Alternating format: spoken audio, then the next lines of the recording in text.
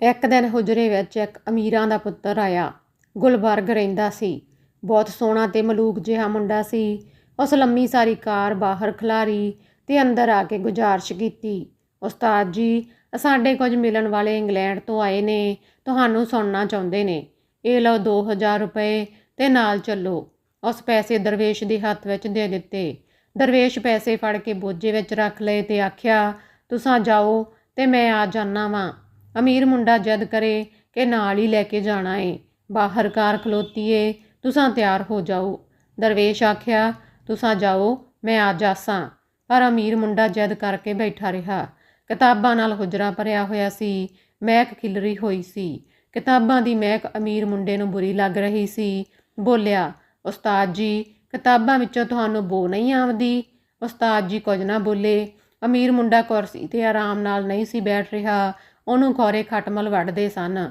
ਆਪਣੇ ਪਿੰਡੇ ਉੱਤੇ ਹੱਥ ਫੇਰਦੇ ਹੋਏ ਆਖਿਆ, ਉਸਤਾਦ ਜੀ, ਤੁਹਾਨੂੰ ਖਟਮਲ ਨਹੀਂ ਵੱਢਦੇ? ਬੜਾ ਗੰਦਾ ਮਾਹੌਲ ਏ ਇੱਥੇ, ਛੇਤੀ ਕਰੋ ਨਿਕਲੀਏ ਇੱਥੋਂ। ਅਮੀਰ ਮੁੰਡੇ ਦੀਆਂ ਗੱਲਾਂ ਸੁਣ ਕੇ ਦਰਵੇਸ਼ ਬੋਝੇ ਵਿੱਚੋਂ 2000 ਰੁਪਏ ਵਾਪਸ ਪਰਤਾ ਕੇ ਆਖਿਆ, ਜੇ ਕਿਸੇ ਨੂੰ ਤੇਰੇ ਪੈਸੇ ਤੇ ਤੇਰੀ ਕਾਰ ਦੀ ਲੋੜ ਨਾ ਹੋਵੇ, ਨਾ ਹੀ ਤੇਰੇ ਨਾਲ ਕੋਈ ਲਗਾਓ ਹੋਵੇ, ਫੇਰ ਤੇਰਾ ਕੀ ਮੁੱਲ ਏ? ਨਿਕਲ ਜਾ ਇੱਥੋਂ, ਮੈਂ ਤਾਂ ਇੱਥੇ ਹੀ ਰਹਿਣਾ ਏ। ਅਮੀਰ ਮੁੰਡਾ 25 ਹੁੰਦਾ ਨਿਕਲ ਗਿਆ। ਪਰ ਮੈਂ ਉਸਤਾਦ ਜੀ ਦੀ ਬੇਪਰਵਾਹੀ ਉੱਤੇ ਹੈਰਾਨ ਸਾਂ। ਆਖਰੀ ਦਿਨਾਂ ਵਿੱਚ ਟੀਵੀ ਉੱਤੇ ਇੰਟਰਵਿਊ ਹੋਇਆ। ਨਈਮ ਬੁਖਾਰੀ ਪੁੱਛਿਆ, ਉਸਤਾਦ ਜੀ, ਤੁਸਾਂ ਸ਼ਾਇਰ ਨਾ ਹੁੰਦੇ ਤਾਂ ਕੀ ਹੁੰਦੇ? ਦਰਵੇਸ਼ ਆਖਿਆ, ਨਾ ਮੈਂ ਸ਼ਾਇਰ ਕਿਉਂ ਨਾ ਹੁੰਦਾ, ਮੈਂ ਜਦ ਵੀ ਹੁੰਦਾ ਸ਼ਾਇਰ ਹੀ ਹੁੰਦਾ। ਬੜੇ ਇਤਮਾਦ ਨਾਲ ਆਖਿਆ, ਸੁਣੋ, ਕੁਦਰਤ ਦੇ ਕਾਰਖਾਨੇ ਵਿੱਚ ਇੱਕ ਵੇਲੇ ਇੱਕ ਚੀਜ਼ ਹੀ ਬਣਦੀ ਏ, ਮੁੜ ਕੇ ਉਹ ਚੀਜ਼ ਨਹੀਂ ਬਣ ਸਕਦੀ। ਨਈਮ ਬੁਖਾਰੀ ਦਾ ਅਗਲਾ ਸਵਾਲ ਸੀ, ਸੁਣਿਆ ਇਹ ਲਾਹੌਰੀਏ ਖਾਂਦੇ ਬਹੁਤ ਨੇ, ਇਹਦੀ ਕੀ ਵਜ੍ਹਾ ਏ? ਦਰਵੇਸ਼ ਆਖਿਆ, ਨਾ, ਕੋਈ ਨਹੀਂ ਖਾਂਦੇ। ਦਰਵੇਸ਼ ਉਸ ਵੇਲੇ ਬੁਖਾਰ ਵਿੱਚ ਸਨ ਤੇ ਤਬੀਅਤ ਉੱਤੇ ਜ਼ਬਰ ਕਰਕੇ ਜਵਾਬ ਦੇ ਰਹੇ ਸਨ। ਨਈਮ ਬੁਖਾਰੀ ਸਵਾਲ ਕੀਤਾ, ਉਸਤਾਦ ਜੀ, ਦੁਕਾਨਾਂ ਉੱਤੇ ਖਾਣ ਪੀਣ ਦਾ ਵਾਧੂ ਸਮਾਨ ਭਰਿਆ ਹੁੰਦਾ ਏ, ਤੁਸਾਂ ਕਹਿੰਦੇ ਹੋ ਖਾਂਦੇ ਕੋਈ ਨਹੀਂ, ਕੀ ਮਤਲਬ ਹੋਇਆ? ਜੇ ਖਾਂਦੇ ਹੋਵਣ ਤਾਂ ਦੁਕਾਨਾਂ ਭਰੀਆਂ ਹੀ ਰਹਿਣ। ਦਰਵੇਸ਼ ਹੱਸਦਿਆਂ ਹੋਇਆਂ ਆਖਿਆ, ਸਾਰਾ ਸ਼ਹਿਰ ਆਲੂ ਛੋਲੇ ਖਾ ਕੇ ਗੁਜ਼ਾਰਾ ਕਰਦਾ ਏ, ਬਹੁਤ ਤੰਗ ਨੇ ਲੋਕ। ਇਹੋ ਜਿਹੀਆਂ ਬਹੁਤ ਗੱਲਾਂ ਤੇ ਸਵਾਲ ਜਵਾਬ ਹੋਏ, ਜਿਨ੍ਹਾਂ ਰਾਹੀਂ ਮੈਨੂੰ ਮਾਲੂਮ ਹੋਇਆ ਕਿ ਲਾਹੌਰ ਅੰਦਰੋਂ ਹੋਰ ਤੇ ਬਾਹਰੋਂ ਹੋਰ ਜਾਪਦਾ ਏ। ਦਰਵੇਸ਼ ਦੀ ਬੇਨਿਆਜ਼ੀ ਤੇ ਸਬਰ ਵੀ ਮੈਨੂੰ ਬਹੁਤ ਮੁਤਾਸਰ ਕੀਤਾ। ਅਦਬੀ ਤਨਕੀਦੀ ਇਕੱਠਾਂ ਵਿੱਚ ਫੇਰ ਜਾਵਣ ਲੱਗ ਪਿਆ ਸਾਂ। ਤਨਕੀਦ ਲਈ ਮੈਂ ਕੁਝ ਹੋਰ ਕਹਾਣੀਆਂ ਵੀ ਪੜ੍ਹੀਆਂ। ਹਰ ਇਕੱਠ ਵਿੱਚ ਸ਼ੌਂਕ ਤੇ ਰੀਝ ਨਾਲ ਜਾਂਦਾ ਸਾਂ। ਉੱਥੇ ਕੁਝ ਦੋਸਤਾਂ ਮੈਨੂੰ ਸਲਾਹ ਦਿੱਤੀ ਕਿ ਤੂੰ ਕੋਈ ਨਾਵਲ ਲਿਖ, ਪੰਜਾਬੀ ਜ਼ੁਬਾਨ ਨੂੰ ਨਾਵਲਾਂ ਦੀ ਬਹੁਤ ਲੋੜ ਏ। ਮੈਂ ਤੇ ਕੀ ਜਾਣਾ ਨਾਵਲ ਕਿੰਝ ਲਿਖੀਦਾ ਏ, ਮੈਂ ਨਾਵਲ ਕਿੱਥੇ ਲਿਖ ਸਕਣਾ? ਮੈਂ ਦੋਸਤਾਂ ਦੀ ਗੱਲ ਚਿਰੀ ਗੋਲੀ। ਮੈਂ ਨਾਵਲ ਪੜ੍ਹੇ ਤਾਂ ਬਥੇਰੇ ਸਨ, ਪਰ ਆਪ ਲਿਖਣ ਬਾਰੇ ਕਦੀ ਸੋਚਿਆ ਹੀ ਨਹੀਂ ਸੀ। ਨਾਵਲ ਲਿਖਣਾ ਕਿਸੇ ਵੱਡੇ ਇਲਮ ਦੇ ਬੰਦੇ ਦਾ ਕੰਮ ਏ, ਇਹੀ ਮੇਰੀ ਸੋਚ ਸੀ। ਇਸ ਲਈ ਮੇਰਾ ਖਿਆਲ ਨਾਵਲ ਵੱਲ ਨਾ ਗਿਆ। ਇੱਕ ਦਿਨ ਹੁਜਰੇ ਵਿੱਚ ਦੁਨੀਆ ਦੇ ਅਜ਼ੀਮ ਨਾਵਲਾਂ ਬਾਰੇ ਗੱਲਾਂ ਹੋ ਰਹੀਆਂ ਸਨ। ਇੱਕ ਪ੍ਰੋਫੈਸਰ ਆਇਆ ਹੋਇਆ ਸੀ। ਪ੍ਰੋਫੈਸਰ ਦੁਨੀਆ ਦੇ ਵਧੀਆ ਨਾਵਲਾਂ ਦੀਆਂ ਵਧੀਆ ਗੱਲਾਂ ਪਿਆ ਕਰਦਾ ਸੀ। ਖੌਰੇ ਉਸ ਪ੍ਰੋਫੈਸਰ ਦਾ ਕਿੰਨਾ ਕੁ ਮਤਾਲਾ ਸੀ। ਦੁਨੀਆ ਜਹਾਨ ਦੇ ਨਾਵਲਾਂ ਬਾਰੇ ਬਹੁਤ ਮਾਲੂਮਾਤ ਸੀ ਉਹਦੇ ਕੋਲ। ਹੁਜਰੇ ਵਾਲਾ ਵੀ ਖੌਰੇ ਸਾਰੇ ਨਾਵਲਾਂ ਬਾਰੇ ਜਾਣਦਾ ਸੀ। ਇੱਕ ਇੱਕ ਨਾਵਲ ਬਾਰੇ ਬੜੇ ਵੇਰਵੇ ਨਾਲ ਗੱਲ ਪਈ ਹੁੰਦੀ। ਸਗੋਂ ਹੁਜਰੇ ਵਾਲੇ ਪ੍ਰੋਫੈਸਰ ਨਾਲੋਂ ਵੀ ਵੱਧ ਨਾਵਲਾਂ ਬਾਰੇ ਗੱਲਾਂ ਕੀਤੀਆਂ। ਉਹਨਾਂ ਦੋਵਾਂ ਦੀ ਗੱਲਬਾਤ ਦਾ ਸਿੱਟਾ ਇਹ ਨਿਕਲਿਆ ਕਿ ਉਰਦੂ ਜ਼ੁਬਾਨ ਵਿੱਚ ਕਿਸੇ ਅਜ਼ੀਮ ਨਾਵਲ ਦੀ ਤਖਲੀਕ ਨਹੀਂ ਹੋਈ। ਹਾਂ, ਉਮਰਾਓ ਜਾਨ ਅਦਾ ਨੂੰ ਅਸਾਂ ਬਹੁਤ ਬਿਹਤਰ ਨਾਵਲ ਕਹਿ ਸਕਨੇ ਹਾਂ, ਹੋਰ ਕੁਝ ਨਹੀਂ। ਦੋਵੇਂ ਸਿਆਣੇ ਇਸ ਨੁਕਤੇ ਉੱਤੇ ਮੁਤਫਿਕ ਸਨ ਕਿ ਅਜ਼ੀਮ ਤਖਲੀਕ ਸਿਰਫ ਮਾਦਰੀ ਜ਼ੁਬਾਨ ਵਿੱਚ ਹੀ ਹੋ ਸਕਦੀ ਏ, ਕਿਸੇ ਓਪਰੀ ਤੇ ਮੰਗਵੀਂ ਜ਼ੁਬਾਨ ਵਿੱਚ ਨਹੀਂ। ਮੇਰੇ ਲਈ ਇਹ ਗੱਲਬਾਤ ਬਹੁਤ ਖੁਸ਼ੀ ਤੇ ਹੌਸਲੇ ਵਾਲੀ ਸੀ। ਨਾਵਲਾਂ ਬਾਰੇ ਗੱਲਾਂ ਸੁਣ ਸੁਣ ਕੇ ਮੈਨੂੰ ਮੇਰਾ ਅੰਦਰਲਾ ਕਹਿ ਰਿਹਾ ਸੀ ਕਿ ਤੂੰ ਨਾਵਲ ਨਹੀਂ ਲਿਖ ਸਕਦਾ। ਜਦ ਪ੍ਰੋਫੈਸਰ ਚਲਾ ਗਿਆ ਤਾਂ ਮੈਂ ਨਾਵਲ ਬਾਰੇ ਗੱਲ ਕਰਦਿਆਂ ਆਖਿਆ, ਕੋਈ ਦੋਸਤ ਨੇ ਮੈਨੂੰ ਨਾਵਲ ਲਿਖਣ ਦੀ ਸਲਾਹ ਦਿੱਤੀ ਏ, ਪਰ ਮੈਨੂੰ ਤਾਂ ਲਿਖਣ ਦੀ ਜਾਚ ਕੋਈ ਨਹੀਂ, ਇਸ ਲਈ ਮੈਂ ਉਹਨਾਂ ਦੀ ਗੱਲ ਉੱਤੇ ਕੋਈ ਧਿਆਨ ਨਹੀਂ ਦਿੱਤਾ। ਜੇ ਤੇਰਾ ਦਿਲ ਕਰਦਾ ਏ ਤਾਂ ਲਿਖ, ਜਾਚ ਵੀ ਆਸੀ। ਤੈਨੂੰ ਨਾਵਲ ਮੈਂ ਪੜ੍ਹਾਏ ਤਾਂ ਬਥੇਰੇ ਨੇ। ਹਾਂ ਜੀ, ਮੈਂ ਨਾਵਲ ਕਾਫੀ ਪੜ੍ਹ ਲਏ ਨੇ, ਪਰ ਪੜ੍ਹਨਾ ਹੋਰ ਚੀਜ਼ ਏ ਤੇ ਲਿਖਣਾ ਹੋਰ ਚੀਜ਼। ਇਸੇ ਲਈ ਮੈਂ ਨਾਵਲ ਲਿਖਣ ਨੂੰ ਹੱਥ ਨਹੀਂ ਸੀ ਪਾ ਰਿਹਾ। ਮੈਨੂੰ ਇਹ ਕੰਮ ਬਹੁਤ ਭਾਰਾ ਜਾਪਦਾ ਏ। ਬਿਲਕੁਲ ਠੀਕ ਤੂੰ ਆਖਣਾ ਏ, ਹੈ ਤਾਂ ਬਹੁਤ ਭਾਰਾ ਕੰਮ। ਲਿਖਣ ਦੀਆਂ ਸਾਰੀਆਂ ਸਿਨਫਾਂ ਵਿੱਚੋਂ ਨਾਵਲ ਮੁਸ਼ਕਲ ਸਿਨਫ ਏ, ਪਰ ਲਿਖਣ ਵਾਲੇ ਲਿਖ ਲੈਂਦੇ ਨੇ। ਲੋਕ ਪਏ ਲਿਖਦੇ ਨੇ। ਮੇਰਾ ਖਿਆਲ ਏ ਤੂੰ ਗੌ ਕਰੇ ਤਾਂ ਲਿਖ ਲਵੇਂਗਾ। ਤੂੰ ਲਿਖ, ਅੱਲਾ ਦਾ ਨਾਂ ਲੈ ਕੇ ਸ਼ੁਰੂ ਕਰ ਦੇ। ਮੈਂ ਸ਼ੁਰੂ ਕਰ ਦਿਆਂ?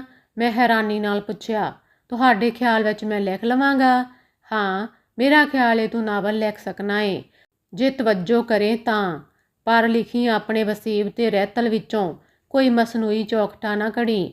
ਹੁਜਰੇ ਵਾਲੇ ਵੱਲੋਂ ਹੱਲਾਸ਼ੇਰੀ ਮਿਲੀ ਤਾਂ ਮੈਂ ਨਾਵਲ ਬਾਰੇ ਸੋਚਣਾ ਸ਼ੁਰੂ ਕਰ ਦਿੱਤਾ, ਪਰ ਨਾਵਲ ਦਾ ਚੌਖਟਾ ਕਿਸੇ ਨਾ ਕਿਸੇ ਨਾਵਲ ਨਾਲ ਜਾ ਮਿਲਦਾ ਸੀ।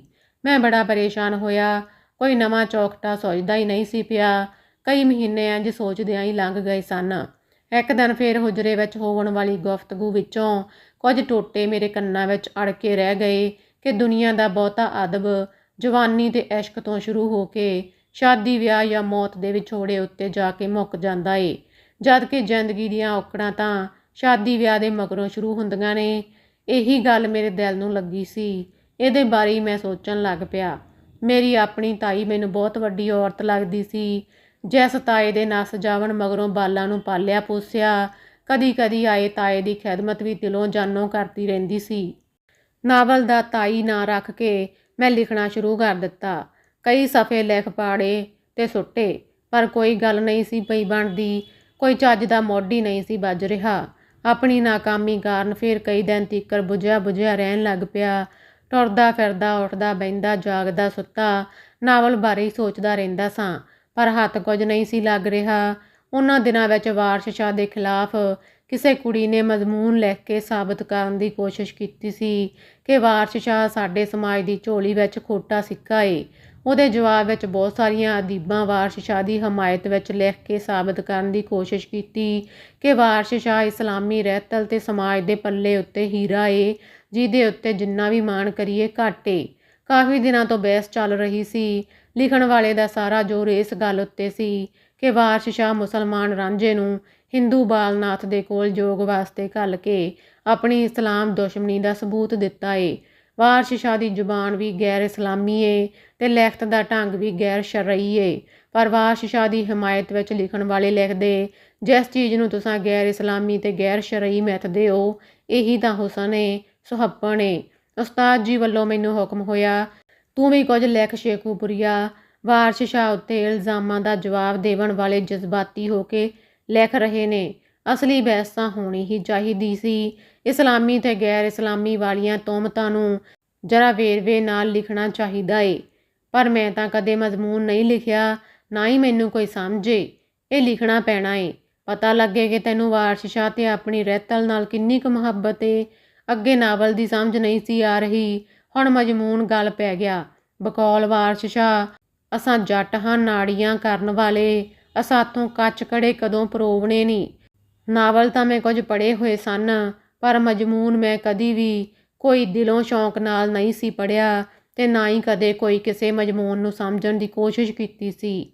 ਹੁਜਰੇ ਵਿੱਚੋਂ ਹੁਕਮ ਜਾਰੀ ਹੋਇਆ ਕਿ ਤੂੰ ਲਿਖ, ਐਵੇਂ ਢੱਗੀ ਢਾਹ ਬੈਠਾ ਏ। ਮੈਂ ਵਾਹੀ ਵਾਹੁਣ ਵਾਲਾ ਬੰਦਾ, ਕਹੀ ਦੇ ਨਾਲ ਭੋਏ ਫੇਹਣ ਵਾਲਾ ਕਿੱਥੇ ਆ ਫਸਿਆ ਸਾਂ। ਮੈਂ ਸੋਚਿਆ, ਚੱਲ ਛੱਡ ਦੇ ਮਨਾ, ਇਸ ਫਿਲਮ ਦੇ ਰੋਗ ਨੂੰ ਹੀ ਛੱਡ ਦੇ। ਤੂੰ ਕਿਹੜਾ ਅਦੀਬ ਏ। ਪਰ ਨਹੀਂ, ਮੇਰਾ ਅੰਦਰਲਾ ਅੱਗੇ ਟੁਰਨਾ ਚਾਹੁੰਦਾ ਸੀ। ਮੇਰਾ ਅੰਦਰਲਾ ਵੀ ਹੁੱਜਾ ਮਾਰਦਾ ਕਿ ਲਿਖ। ਬਹੁਤ ਸੋਚ ਸੋਚ ਕੇ ਪਾਗਲ ਲੱਗਦਾ ਸਾਂ। ਕੀ ਲਿਖਾਂ, ਸ਼ੁਰੂ ਕਿੱਥੋਂ ਕਰਾਂ ਤੇ ਖ਼ਤਮ ਕਿੱਥਾਂ ਹੋਸੀ। ਵੱਡਾ ਸਵਾਲ ਤਾਂ ਇਹ ਸੀ ਕਿ ਵਾਰਿਸ ਸ਼ਾਹ ਉੱਤੇ ਲੱਗੀਆਂ ਤੁਹਮਤਾਂ ਦੇ ਵਿਰੁੱਧ ਲਿਖਾਂ ਕੀ। ਵਾਰਿਸ ਸ਼ਾਹ ਪੰਜਾਬੀ ਦਾ ਮਾਣ ਏ, ਪੰਜਾਬੀ ਜ਼ੁਬਾਨ ਦਾ ਵਾਰਸ ਏ, ਸ਼ਾਨ ਏ। ਇਹ ਸਾਰਾ ਕੁਝ ਸੱਜਣ ਬੇਲੀ ਲਿਖ ਰਹੇ ਨੇ, ਮੈਂ ਕੀ ਲਿਖਾਂ। ਬਸ ਇਹੀ ਸਵਾਲ ਕਿੰਨੇ ਦਿਨ ਮੈਨੂੰ ਪਰੇਸ਼ਾਨ ਕਰਦਾ ਰਿਹਾ। ਆਖਰ ਸੋਚ ਸੋਚ ਕੇ ਇੱਕ ਤੁੱਕਾ ਲਾਇਆ ਕਿ ਵਾਰਿਸ ਸ਼ਾਹ ਮੁਸਲਮਾਨ ਰਾਂਝੇ ਨੂੰ ਜੋਗ ਵਾਸਤੇ ਬਾਲਕਨਾਥ ਦੇ ਟਿੱਲੇ ਉੱਤੇ ਘੱਲ ਕੇ ਇਸਲਾਮ ਦੀ ਹਮਾਇਤ ਕੀਤੀ ਏ, ਹਿੰਦੂ ਜੋਗੀਆਂ ਫਲਸਫੇ ਦੀ ਨਿੰਦਿਆ ਕਰਵਾਈ ਏ ਮੁਸਲਮਾਨ ਫਕੀਰ ਕੋਲੋਂ। ਹਿੰਦੂ ਜੋਗੀਆਂ ਫਲਸਫੇ ਵਿੱਚ ਔਰਤ ਕੋਲੋਂ ਦੂਰ ਰਹਿਣਾ ਇੱਕ ਇਬਾਦਤ ਏ, ਜਦੋਂ ਕਿ ਇਸਲਾਮੀ ਫਲਸਫੇ ਵਿੱਚ ਔਰਤ ਦੇ ਨੇੜੇ ਰਹਿਣਾ ਇਬਾਦਤ ਏ। ਵਾਰਿਸ ਸ਼ਾਹ ਰਾਂਝੇ ਦੇ ਮੂੰਹੋਂ ਹਿੰਦੂ ਜੋਗੀਆਂ ਫਲਸਫੇ ਦੀ ਖੂਬ ਨਿੰਦਿਆ ਕਰਵਾਈ ਏ। ਆਖਰ ਔਰਤ ਕੋਲੋਂ ਦੂਰ ਰਹਿਣ ਵਾਲੇ ਜੋਗੀ ਕੋਲੋਂ ਹੀ ਹੀਰ ਵਾਸਤੇ ਦੁਆ ਕਰਵਾਈ ਤੇ ਜੋਗ ਵੀ ਲਈ। ਇੰਝ ਵਾਰਿਸ ਸ਼ਾਹ ਦਾ ਇਹ ਰਵੱਈਆ ਤਾਂ ਸਲਾਹੁਣ ਯੋਗ ਏ। ਸਾਨੂੰ ਇਹਨਾਂ ਲੀਹਾਂ ਉੱਤੇ ਹੀ ਅੱਗੇ ਗੱਲ ਟੋਰਨੀ ਚਾਹੀਦੀ ਏ। ਇਹੋ ਜਿਹੇ ਮਤਨ ਵਾਲਾ ਮਜ਼ਮੂਨ ਮੈਂ ਝਾਕਦਿਆਂ ਹੋਇਆਂ ਹੁਜਰਿਆ ਸੁਣਾਇਆ। ਹੁਜਰੇ ਵਾਲਾ ਬਹੁਤ ਖੁਸ਼ ਹੋਇਆ ਤੇ ਸ਼ਾਬਾਸ਼ ਦੇ ਕੇ ਆਖਿਆ, ਸ਼ੇਖੂਪੁਰੀਆ, ਹੁਣ ਤੂੰ ਕੁਝ ਸੋਚਣ ਜੋਗਾ ਹੋ ਗਿਆ ਏ। ਇਹ ਮਜ਼ਮੂਨ ਸਾਫ਼ ਕਰਕੇ ਲਿਖ ਲਿਆ ਤਾਂ ਅਖਬਾਰ ਵਿੱਚ ਘੱਲ ਦਿਆਂਗੇ। ਮੇਰਾ ਹੌਸਲਾ ਵੱਧ ਗਿਆ ਸੀ। ਮੈਂ ਮਜ਼ਮੂਨ ਨੂੰ ਹੋਰ ਸਾਫ਼ ਕਰਕੇ ਲਿਖ ਲਿਆਂਦਾ, ਪਰ ਉਸ ਵੇਲੇ ਤੀਕਰ ਅਖਬਾਰ ਵਾਲਿਆਂ ਵਾਰਸ਼ ਸ਼ਾਹ ਉੱਤੇ ਚੱਲਦੀ ਬਹਿਸ ਨੂੰ ਮੁਕਾ ਛੱਡਿਆ ਸੀ। ਆਪਣੀ ਮਿਹਨਤ ਦੇ ਜ਼ਾਇਆ ਹੋਵਣ ਦਾ ਮੈਨੂੰ ਬਹੁਤ ਦੁੱਖ ਹੋਇਆ, ਪਰ ਹੁਜਰੇ ਵਾਲੇ ਦਾ ਹੁਕਮ ਹੋਇਆ ਕਿ ਮਜ਼ਮੂਨ ਨੂੰ ਤਨਕੀਦੀ ਇਕੱਠ ਵਿੱਚ ਪੜ੍ਹ ਦੇ। ਅਗਲੀ ਵਾਰ ਉਹ ਮਜ਼ਮੂਨ ਮੈਂ ਤਨਕੀਦ ਲਈ ਇਕੱਠ ਵਿੱਚ ਪੜ੍ਹ ਦਿੱਤਾ। ਮਜ਼ਮੂਨ ਨਾ ਪਸੰਦ ਕੀਤਾ ਗਿਆ। ਮੈਂ ਬੜਾ ਮਾਯੂਸ ਹੋਇਆ ਕਿ ਇੰਨੀ ਖੇਚਲ ਤੇ ਲਗਨ ਨਾਲ ਲਿਖਿਆ ਮਜ਼ਮੂਨ ਨਾ ਪਸੰਦ ਕਰਨ ਵਾਲਿਆਂ ਇੱਕ ਪਲ ਵੀ ਨਹੀਂ ਲਾਇਆ। ਮੈਂ ਰੋਵਣ ਹੱਕਾ ਸਾਂ। ਮੇਰੇ ਅੰਦਰੋਂ ਹੀ ਅਥਰੂ ਕਰਦੇ ਸਨ। ਹੁਜਰੇ ਆ ਕੇ ਸਾਰਾ ਕੁਝ ਦੱਸਿਆ। ਮੈਂ ਆਪ ਵੀ ਫਸ ਗਿਆ ਸਾਂ। ਮੈਂ ਅੰਦਰੋਂ ਰੋਂਦਾ ਸਾਂ। ਮੈਂ ਤਾਂ ਪਹਿਲੇ ਹੀ ਆਖਦਾ ਸਾਂ ਕਿ ਉਸਤਾਦ ਜੀ, ਮੈਨੂੰ ਮਜ਼ਮੂਨ ਲਿਖਣ ਦੀ ਜਾਂਚ ਨਹੀਂ ਸੀ, ਪਰ ਤੁਸਾਂ ਮੈਨੂੰ। ਮੈਂ ਅੱਗੇ ਕੁਝ ਨਹੀਂ ਬੋਲਿਆ। ਮੇਰੀ ਹਾਲਤ ਤੇ ਗੁੱਸਾ ਵੇਖ ਕੇ ਉਹਨਾਂ ਆਖਿਆ, ਓਏ ਚੱਲਿਆ, ਦਿਲ ਨਹੀਂ ਛੱਡੀਦਾ। ਤੇਰਾ ਲਿਖਿਆ ਹੋਇਆ ਮਜ਼ਮੂਨ ਮਾੜਾ ਨਹੀਂ। ਮਜ਼ਮੂਨ ਅਖਬਾਰੀ ਬਹਿਸ ਦੇ ਪਿਛੋਕੜ ਵਿੱਚ ਲਿਖਿਆ ਹੋਇਆ ਸੀ, ਤਨਕੀਦ ਵਾਸਤੇ ਨਹੀਂ ਸੀ। ਫਿਰ ਤੁਸਾਂ ਮੈਨੂੰ ਤਨਕੀਦ ਲਈ ਕਿਉਂ ਪੜ੍ਹਵਾਇਆ? ਮੈਂ ਹੈਰਾਨੀ ਨਾਲ ਸਵਾਲ ਕੀਤਾ। ਸਾਰੀਆਂ ਗੱਲਾਂ ਨਹੀਂ ਪੁੱਛੀਦੀਆਂ।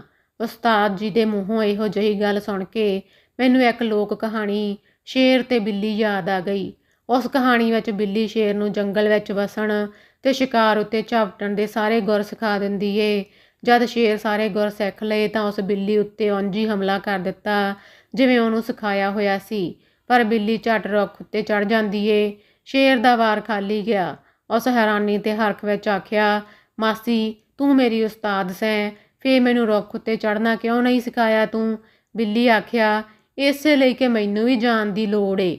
ਪਰ ਇੱਥੇ ਤਾਂ ਬਿੱਲੀ ਸ਼ੇਰ ਵਾਲੀ ਕੋਈ ਗੱਲ ਨਹੀਂ। ਫਿਰ ਇੰਝ ਕਿਉਂ ਹੋਇਆ? ਮੈਨੂੰ ਚੁੱਪ ਵੇਖ ਕੇ ਉਹਨਾਂ ਆਪ ਹੀ ਗੱਲ ਟੋਰੀ। ਚਰਚਿਲ ਦੀ ਗੱਲ ਕੋਈ ਨਹੀਂ ਸੁਣਦਾ। ਉਹਨੂੰ ਬੋਲਣ ਨਹੀਂ ਸੀ ਦਿੱਤਾ ਜਾਂਦਾ। ਪਾਰਲੀਮੈਂਟ ਵਿੱਚ ਵੀ ਉਹਨੂੰ ਬੋਲਣ ਦੀ ਇਜਾਜ਼ਤ ਨਹੀਂ ਸੀ। ਮਤਲਬ ਇਹ ਕਿ ਕੋਈ ਵੀ ਉਹਨੂੰ ਮੂੰਹ ਨਹੀਂ ਸੀ ਲਾਉਂਦਾ, ਪਰ ਉਸ ਹੌਸਲਾ ਨਾ ਛੱਡਿਆ। ਜਿੱਥੇ ਮੌਕਾ ਮਿਲਦਾ ਬੋਲਦਾ। ਕੋਈ ਵੀ ਸੁਣਨਾ ਨਹੀਂ ਸੀ ਚਾਹੁੰਦਾ, ਪਰ ਉਹ ਸੁਣਾਉਂਦਾ ਸੀ। ਫਿਰ ਇੱਕ ਵੇਲਾ ਉਹ ਵੀ ਆਇਆ ਜਦ ਲੋਕ ਉਡੀਕਦੇ ਸਨ ਕਿ ਚਰਚਿਲ ਕੁਝ ਬੋਲੇ ਤੇ ਅਸੀਂ ਸੁਣੀਏ। ਚਰਚਿਲ ਲੋਕਾਂ ਦਾ ਹੀਰੋ ਹੋ ਗਿਆ, ਅੱਖਾਂ ਦਾ ਤਾਰਾ ਹੋ ਗਿਆ। ਵੱਡੀ ਜੰਗ ਜਿੱਤ ਕੇ ਉਸ ਕੌਮ ਨੂੰ ਮਾਣਯੋਗ ਬਣਾ ਦਿੱਤਾ ਸੀ। ਇਨਸਾਨੀ ਹਿੰਮਤ ਦੀਆਂ ਦੋ ਹੋਰ ਮਿਸਾਲਾਂ ਦੇ ਕੇ ਉਹਨਾਂ ਆਖਿਆ, ਸ਼ੇਖੂਪੁਰੀਆ, ਲਿਖਦਾ ਰਹੋ, ਬਸ ਲਿਖਦਾ ਰਹੋ। ਇੱਕ ਦਿਨ ਆਵੇਗਾ ਕਿ ਤੇਰੀ ਲਿਖਤ ਲੋਕ ਪੜ੍ਹਨਗੇ। ਬਸ ਲੱਗਾ ਰਹੋ, ਹਿੰਮਤ ਨਾ ਹਾਰ, ਬਸ ਲੱਗਾ ਰਹੋ। ਇਹੀ ਮੇਰਾ ਮਸ਼ਵਰਾ ਏ। ਵਾਹ, ਮੇਰਾ ਅੰਦਰਲਾ ਖੁਸ਼ ਹੋ ਗਿਆ। ਕਿੰਨੇ ਸੋਹਣੇ ਸੁਭਾਅ ਤੇ ਸੱਚ ਨਾਲ ਉਹਨਾਂ ਮੇਰਾ ਹੌਸਲਾ ਵਧਾਇਆ ਸੀ। ਮੈਂ ਸਭ ਉਦਾਸੀਆਂ ਭੁੱਲ ਕੇ ਘਰ ਨੂੰ ਪਰਤਿਆ ਸਾਂ। ਅਜੇ 6 ਮਹੀਨੇ ਵੀ ਮਾਂ ਨੂੰ ਮਰੇ ਨਹੀਂ ਸਨ ਹੋਏ ਕਿ ਸਾਡੇ ਪਿਓ ਨੂੰ ਨਵੇਂ ਵਿਆਹ ਦਾ ਸ਼ੌਂਕ ਕੁੱਦ ਪਿਆ। ਆਪਣੇ ਭਰਾਵਾਂ ਤੇ ਸਾਕਾਂ ਨੂੰ ਆਖਿਆ, ਮੇਰਾ ਕਿਧਰੇ ਰਿਸ਼ਤਾ ਕਰਾਓ। ਐਡੇ ਵੱਡੇ ਟੱਬਰ ਨੂੰ ਭਲਾ ਕੌਣ ਰਿਸ਼ਤਾ ਦੇਵੇ? ਪਰ ਪਿਓ ਤਾਂ ਆਪਣੇ ਨੂੰ ਅਜੇ ਵੀ ਜਵਾਨ ਸਮਝਦਾ ਸੀ। ਸ਼ਰੀਕੇ ਬਰਾਦਰੀ ਵਿੱਚ ਖੂਬ ਮੌਜੂ ਬਣਿਆ। ਅਸਾਂ ਭਰਾਵਾਂ ਆਖਿਆ ਸੀ ਕਿ ਪਿਓ ਤੇਰੀ ਉਮਰ ਨਹੀਂ ਹੁਣ ਇਹਨਾਂ ਕੰਮਾਂ ਵਾਲੀ। ਸਾਡੀ ਮੁਖਾਲਫਤ ਦੀ ਪਿਓ ਕੋਈ ਪਰਵਾਹ ਨਾ ਕੀਤੀ। ਆਖਰ ਇੱਕ ਔਰਤ ਲੱਭ ਹੀ ਗਈ ਜਿਹੜੀ ਆਪਣੇ 6 ਬਾਲ ਛੱਡ ਕੇ ਸਾਡੀ ਮਾਂ ਬਣ ਗਈ। ਫੇਰ ਕੀ ਸਾਡੀਆਂ ਬੀਵੀਆਂ ਤੇ ਕੀ ਨਵੀਂ ਮਾਂ ਵਿਹੜੇ ਵਿੱਚ ਮੋਰਚਾ ਬੰਨ੍ਹ ਲਿਆ। ਮਹਾਂਭਾਰਤ ਰੋਜ਼ ਹੋਵਣ ਲੱਗ ਪਈ। ਅਸਾਂ 8 ਭਰਾਵਾਂ ਵਿੱਚੋਂ 5 ਵਿਆਹੇ ਹੋਏ ਸਾਂ। 5 ਨੂੰਹਾਂ ਇੱਕ ਪਾਸੇ ਤੇ ਇਕੱਲੀ ਸੱਸ ਇੱਕ ਪਾਸੇ। ਰੋਜ਼ ਜੰਗ ਦੇ ਨਗਾਰੇ ਵੱਜਦੇ। ਲੜਾਈ ਝਗੜਾ ਗਾਲ ਮੰਦਾ ਤਾਂ ਆਮ ਹੁੰਦਾ ਸੀ, ਸਗੋਂ ਬੇਇੱਜ਼ਤੀ ਸ਼ਰੇਆਮ ਹੁੰਦੀ ਸੀ। ਨਵੀਂ ਸੱਸ ਰੁੱਸ ਕੇ ਜਾਵਣ ਦੀ ਧਮਕੀ ਸਾਡੇ ਪਿਓ ਨੂੰ ਦੇਵੇ ਤਾਂ ਸ਼ਰਮ ਸਾਨੂੰ ਆਵੇ। ਤੰਗ ਆ ਕੇ ਅਸਾਂ ਆਪਣੀਆਂ ਵਹੁਟੀਆਂ ਨੂੰ ਸਖਤੀ ਨਾਲ ਝੜਕਣ ਲੱਗ ਪਏ ਸੀ। ਇਸ ਵਜ੍ਹਾ ਕਾਰਨ ਵਿਹੜੇ ਵਿੱਚ ਤਾਂ ਗੁਜ਼ਾਰੇ ਜੋਗਾ ਅਮਨ ਹੋ ਗਿਆ, ਪਰ ਸਾਡੇ ਘਰਾਂ ਦੇ ਅੰਦਰ ਜੰਗ ਜਾਰੀ ਹੋ ਗਈ। ਬੜੀ ਮੁਸੀਬਤ ਆ ਗਈ ਸਾਡੇ ਉੱਤੇ। ਪਹਿਲੇ ਹੀ ਕਿਹੜੇ ਸੁਖੀ ਸਾਂ, ਉੱਤੋਂ ਹੋਰ ਦੁੱਖ ਵੱਧ ਟੁਰੇ ਸਨ। ਘਰ ਦੇ ਸ਼ੋਰ ਬਸੋਰੇ ਕੋਲੋਂ ਨੱਸ ਕੇ ਮੈਂ ਬਹੁਤਾ ਵੇਲਾ ਲਾਹੌਰ ਵਿੱਚ ਆਵਣ ਲੱਗ ਪਿਆ। ਸਾਈਂ ਅਖਤਰ ਦੇ ਦਫ਼ਤਰ ਚਲਾ ਜਾਂਦਾ ਸਾਂ। ਆਪਣੇ ਕਾਰਖਾਨੇ ਵਿੱਚੋਂ ਛੁੱਟੀ ਕਰ ਲੈਂਦਾ। ਸਾਈਂ ਮੈਨੂੰ ਸੋਸ਼ਲਿਜ਼ਮ ਤੇ ਕਮਿਊਨਿਜ਼ਮ ਦੀਆਂ ਬਰਕਤਾਂ ਬਾਰੇ ਦੱਸਦਾ, ਮਜ਼ਦੂਰ ਸਾਥੀਆਂ ਨਾਲ ਮਿਲਵਾਉਂਦਾ, ਨਜ਼ਰਿਆਤੀ ਦੋਸਤਾਂ ਨਾਲ ਮੇਰਾ ਤੁਆਰਫ ਕਰਾਉਂਦਾ, ਪੜ੍ਹਨ ਲਈ ਕੁਝ ਨਵਾਂ ਲਿਟਰੇਚਰ ਵੀ ਦਿੰਦਾ। ਪਰ ਮੇਰੇ ਘਰ ਦੀ ਬੇਬਰਕਤੀ ਦਾ ਤੇ ਕਿਧਰੇ ਵੀ ਕੋਈ ਹੱਸ ਨਹੀਂ ਸੀ ਮਿਲ ਰਿਹਾ। ਸਾਈਂ ਕੋਲੋਂ ਆ ਕੇ ਮੈਂ ਹੁਜਰੇ ਆਣ ਸਲਾਮ ਕਰਦਾ, ਇੱਥੇ ਇਲਮੀ ਅਦਬੀ ਗੱਲਾਂ ਸੁਣਦਾ ਤਾਂ ਰਾਤ ਨੂੰ ਘਰ ਜਾ ਕੇ ਉਹ ਕੁਝ ਸੁਣਦਾ ਜੋ ਕਿਸੇ ਇਲਮ ਵਿੱਚੋਂ ਨਹੀਂ ਮਿਲਦਾ। ਸਾਰਾ ਟੱਬਰ ਭੁੱਖਾ ਨੰਗਾ ਰਹਿ ਲੈਂਦਾ ਸੀ, ਪਰ ਇੱਕ ਦੂਜੇ ਨਾਲ ਬਣਾ ਕੇ ਰੱਖਣਾ ਆਪਣੀ ਤੋਹੀਨ ਸਮਝਦੇ ਸਨ। ਫੈਕਟਰੀ ਵਿੱਚ ਕੋਈ ਚੰਗਾ ਮਾਹੌਲ ਨਹੀਂ ਸੀ। ਸਾਡੇ ਘਰਾਂ ਵਰਗੇ ਹੀ ਘਰਾਂ ਵਿੱਚ ਲੋਕ ਆਏ ਹੋਏ ਸਨ।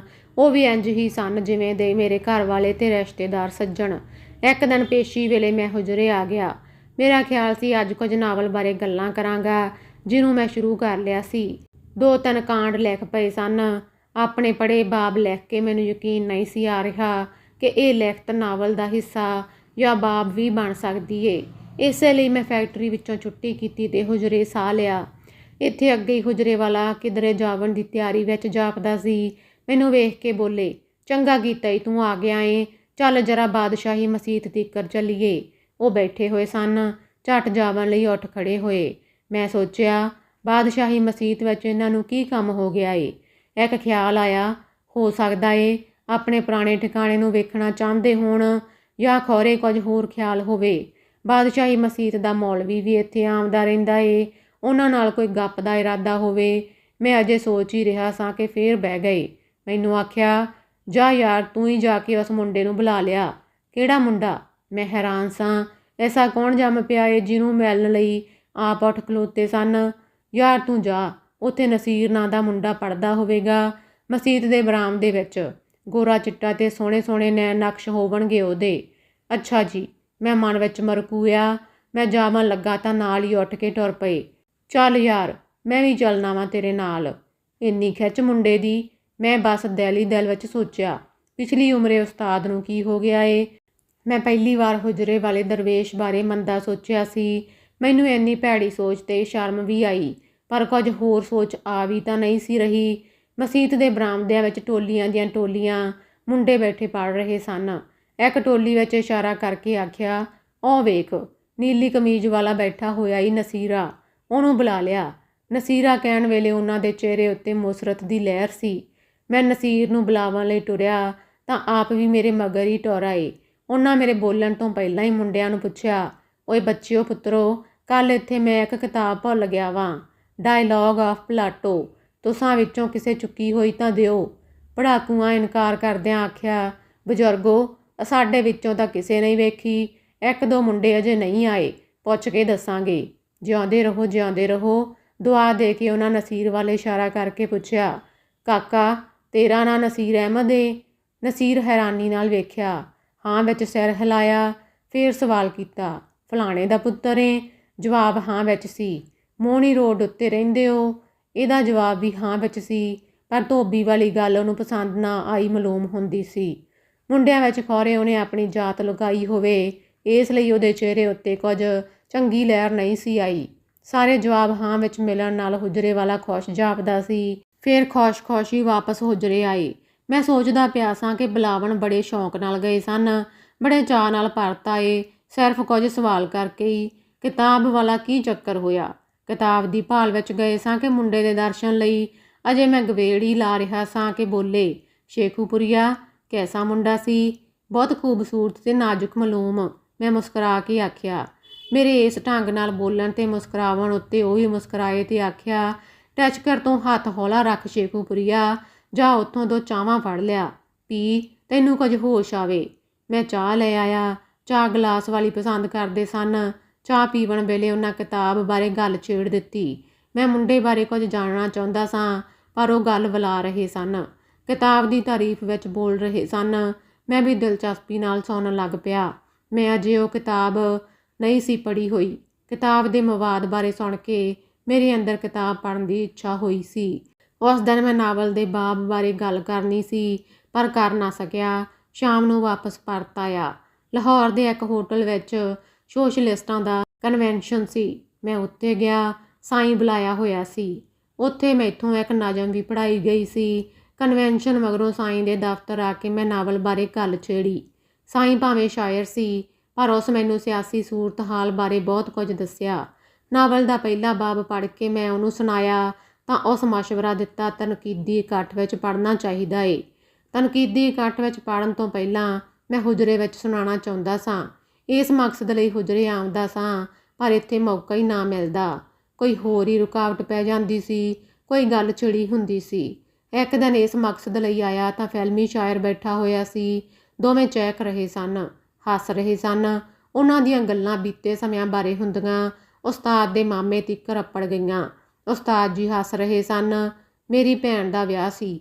ਮੇਰਾ ਸਕਾ ਮਾਮਾ ਆਪਣੇ ਪੁੱਤਰ ਦੀ ਜੰਝ ਲੈ ਕੇ ਆਇਆ। ਅਸਾਂ ਘਰੋਂ ਗਰੀਬ ਸਾਂ। ਮੈਂ ਅਜੇ ਕੁਝ ਕਮਾਉਂਦਾ ਨਹੀਂ ਸੀ। ਜੰਝ ਵਾਸਤੇ 2 ਦੇਗਾਂ ਪਕਾਈਆਂ ਸਨ। ਜੰਝ ਨੂੰ ਬਿਠਾ ਕੇ ਪਾਣੀ ਧਾਣੀ ਕਰਵਾਇਆ, ਰੋਟੀ ਖਵਾਈ। ਜਦ ਭੈਣ ਦਾ ਨਿਕਾਹ ਹੋ ਗਿਆ, ਲੋਕ ਤੇ ਆਂਗ ਸਾਕ ਜਿਹੜੇ ਆਏ ਸਨ ਮਾਮੇ ਨੂੰ ਮੁਬਾਰਕਬਾਦ ਦਿੰਦੇ ਤਾਂ ਮਾਮਾ ਜਵਾਬ ਵਿੱਚ ਆਖਦਾ, ਖੈਰ ਮੁਬਾਰਕ, ਬੜਾ ਖੁਸ਼ ਹਾਂ, ਅੱਗੇ ਪਿੱਛੇ ਆਪ ਹੀ ਹਾਂ। ਮੈਨੂੰ ਕੁਝ ਸਮਝ ਨਾ ਆਵੇ ਕਿ ਅੱਗੇ ਪਿੱਛੇ ਆਪ ਹੀ ਹਾਂ, ਕੀ ਹੋਇਆ। ਪਹਿਲੇ ਤਾਂ ਮੈਂ ਸੋਚਿਆ ਮਾਮਾ ਜੋ ਏ ਦੋਵੇਂ ਘਰ ਇਹਦੇ ਹੀ ਹੋਏ, ਪਰ ਮਾਮਾ ਜਦ ਹਰ ਇੱਕ ਨਾਲ ਇੰਝ ਗੱਲ ਕਰਦਾ ਤਾਂ ਮੈਨੂੰ ਕੁਝ ਫਿਕਰ ਹੋਈ। ਮੈਂ ਪਿਓ ਕੋਲੋਂ ਪੁੱਛਿਆ ਕਿ ਮਾਮਾ ਕੀ ਕਹਿੰਦਾ ਏ, ਅੱਗੇ ਪਿੱਛੇ ਆਪ ਹੀ ਹਾਂ, ਇਹਦਾ ਕੀ ਮਤਲਬ ਏ। ਮੇਰੇ ਪੁੱਛਣ ਉੱਤੇ ਪਿਓ ਮੈਨੂੰ ਚੰਡ ਮਾਰ ਕੇ ਆਖਿਆ, ਵੱਡਿਆਂ ਦੀਆਂ ਗੱਲਾਂ ਵਿੱਚ ਬੋਲਣ ਲਈ ਕੁਝ ਪੱਲੇ ਹੋਣਾ ਚਾਹੀਦਾ ਏ। ਮੇਰੀ ਸਾਰੀ ਹਯਾਤੀ ਵਿੱਚ ਇਹੀ ਇੱਕ ਚੰਡ ਵੱਜੀ ਸੀ ਆਪਣੇ ਪਿਓ ਕੋਲੋਂ। ਪਿਓ ਤਾਂ ਮੈਨੂੰ ਬਹੁਤ ਲਾਡਲਾ ਰੱਖਿਆ ਹੋਇਆ ਸੀ। ਮੇਰਾ ਪਿਓ ਬਿਲਕੁਲ ਸਾਊ ਗਾਂ ਸੀ, ਸਿਰ ਨਾ ਚੁੱਕਣ ਵਾਲਾ। ਪਰ ਪਿਓ ਦੀ ਇੱਕ ਚੰਡ ਨਾਲ ਮੈਨੂੰ ਸਾਰੀ ਸਮਝ ਆ ਗਈ ਕਿ ਮਾਮਾ ਕੀ ਆਖਦਾ ਏ। ਇਹ ਸਾਰੀ ਗੱਲ ਮੈਨੂੰ ਭੁੱਲੀ ਨਾ। ਕੁਝ ਵਰਿਆਂ ਮਗਰੋਂ ਮੇਰੇ ਹੱਥ ਪੈਸੇ ਆਏ ਤਾਂ ਮੈਂ ਮਾਂ ਨੂੰ ਲਿਜਾ ਕੇ ਮਾਮੇ ਦੇ ਸਾਹਮਣੇ ਤਿੱਗਣੇ ਪੈਸੇ ਰੱਖ ਦਿੱਤੇ। ਮਾਮੇ ਪੈਸੇ ਚੁੱਕਣ ਵੇਲੇ ਬੜੇ ਗੌਰ ਨਾਲ ਵੇਖਿਆ ਸੀ ਮੇਰੇ ਵੱਲ। ਮੇਰੇ ਕਹਿਣ ਦਾ ਮਤਲਬ ਇਹ ਸਮਾਜ ਵਿੱਚ ਰਿਸ਼ਤੇ ਵੀ ਪੈਸੇ ਨਾਲ ਤੁਲਦੇ ਨੇ। ਇਸੇ ਲਈ ਮੈਂ ਤੈਨੂੰ ਆਖਾਂਗਾ ਕਿ ਪੈਸਾ ਸੰਭਾਲ ਕੇ ਰੱਖ, ਬਾਲਾਂ ਨੂੰ ਕੋਈ ਤਾਲੀਮ ਸਿਖਾ। ਫਿਲਮੀ ਸ਼ਾਇਰ ਨੂੰ ਉਹਨਾਂ ਮੱਤ ਦਿੱਤੀ ਸੀ।